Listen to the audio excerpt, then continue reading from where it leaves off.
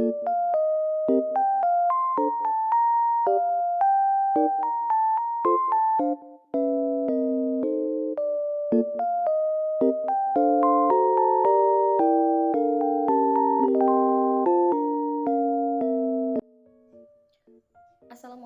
warahmatullahi wabarakatuh. Kami dari kelompok 5, mata kuliah kajian prosa, kelas 4A, program studi Pendidikan Bahasa dan Sastra Indonesia, angkatan 2021. Izin memperkenalkan diri, nama saya Ola Nasia Khalifatul Jannah dengan nomor NPM 2113041009. Prosa merupakan salah satu bentuk dari karya sastra.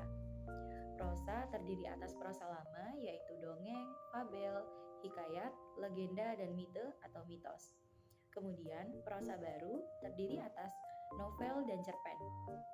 Apa urgensi atau pentingnya membaca dan melakukan kajian karya sastra khususnya prosa? Berikut pendapat kami. Berdasarkan penjelasan sebelumnya, prosa memuat mengenai sejarah seperti pada hikayat, legenda, dan mitos. Membaca prosa sama dengan kita sedang melestarikan sejarah. Selain itu, prosa membantu seseorang untuk mengasah pengetahuan. Tidak hanya budaya yang terkandung di dalam mitos atau legenda, tetapi juga mengenai berbagai macam bahasa dan ilmu pengetahuan lainnya yang tersaji di dalam bentuk cerita, novel, atau cerpen. Kemudian, urgensi atau pentingnya melakukan kajian karya sastra, khususnya prosa, mampu melatih kreativitas dan meningkatkan daya analisis seseorang. Izin memperkenalkan diri, saya Nyimas Esa Juwita Nadia dengan NPM 21130411035. Di sini saya akan membahas mengenai urgensi atau pentingnya membaca dan mengkaji karya sastra, terutama prosa. Seperti yang kita ketahui, karya sastra terbagi menjadi 3. Yang pertama ada puisi, prosa, dan dongeng. Prosa sendiri merupakan karya sastra atau tulisan yang membentuk cerita dan tidak terikat aturan dalam penulisannya seperti diksi, rima, irama, dan lain sebagainya. Contoh dari prosa itu sendiri ada novel, dongeng, cerita rakyat, hikayat, kisah, dan lain sebagainya. Lalu, urgensi atau pentingnya apa sih kita untuk membaca dan mengkaji karya prosa adalah dengan mengapresiasi karya sastra terutama prosa. Salah satunya kita dapat menambah pengalaman, wawasan, dan juga memperkaya imajinasi. Karena terdapat banyak nilai kehidupan yang disampaikan dalam cerita prosa. Di antaranya adalah hubungan sosial masyarakat, lalu ras, kelas sosial, dan gender. Assalamualaikum warahmatullahi wabarakatuh. Perkenalkan, nama saya Muhammad Noval Anajar dengan NPM 2113041003. Pendapat saya tentang urgensi atau pentingnya membaca dan melakukan kajian karya sastra prosa, saya sangat percaya pada urgensi dan pentingnya membaca dan melakukan kajian prosa. Ini karena prosa adalah jenis tulisan yang paling umum digunakan dalam kehidupan sehari-hari, baik dalam bentuk fiksi maupun non-fiksi. Dalam membaca prosa, seorang dapat memperoleh pemahaman yang lebih mendalam tentang dunia di sekitar mereka, memperluas wawasan mereka, dan meningkatkan kemampuan berbahasa mereka. Membaca prosa juga membantu meningkatkan kemampuan kognitif dan emosi seseorang, seperti meningkatkan kemampuan pemecahan masalah, membantu mengurangi stres, dan meningkatkan empati. Selain itu, membaca prosa juga dapat membantu meningkatkan keterampilan menulis, karena seseorang akan terpapar pada berbagai macam gaya penulisan dan teknik narasi. Pentingnya mengajarkan karya sastra prosa pada peserta didik. Mengenalkan dan mengajarkan karya sastra prosa pada peserta didik dapat membantu menumbuhkan minat baca mereka. Sebab sebuah hal akan berubah menjadi sebuah kebiasaan apabila hal tersebut ditanamkan dan dilakukan secara berulang kali pada usia dini. Kemudian, karya sastra prosa membantu peserta didik untuk dapat berpikir kritis dan berimajinasi. Sebab karya sastra prosa mengandung cerita dengan alur yang menarik dan beragam.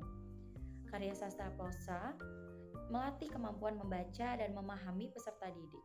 Sebab karya sastra prosa khususnya seperti novel dan cerpen berwujud cerita hayalan yang tidak terikat pada banyak baris, suku kata, rima, dan iramanya. Yang kedua, pentingnya mengajarkan karya sastra, terutama prosa, pada peserta didik. Seperti yang kita ketahui, kita hidup di zaman teknologi, di mana anak-anak zaman sekarang lebih banyak menghabiskan waktunya untuk menggunakan gawai, yaitu dengan menonton berbagai video di dalam media sosial. Tak jarang dari mereka tertarik terhadap karya sastra, terutama prosa.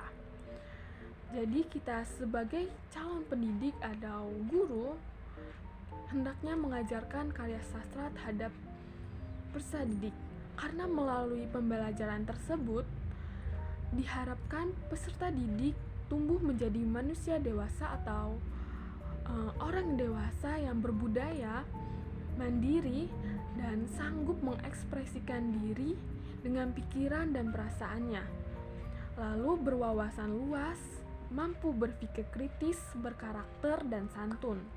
Sebab karya sastra, terutama prosa, dinilai dapat membentuk karakter dengan efektif, karena nilai-nilai dan moral yang terdapat dalam karya sastra prosa tidak disampaikan secara langsung, sehingga proses pendidikan berlangsung menyenangkan dan tidak menggurui.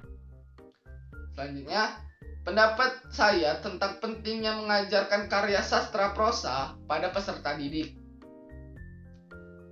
Menurut saya, mengajarkan prosa pada peserta didik sangatlah penting, karena prosa merupakan salah satu bentuk penulisan yang paling umum digunakan dalam kehidupan sehari-hari.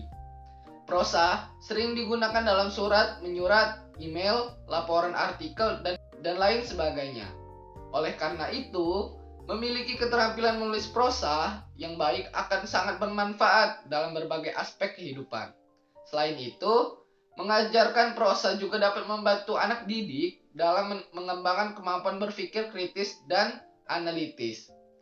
Dalam menulis prosa, seseorang harus dapat memahami dan merangkai argumen secara logis dan koheren.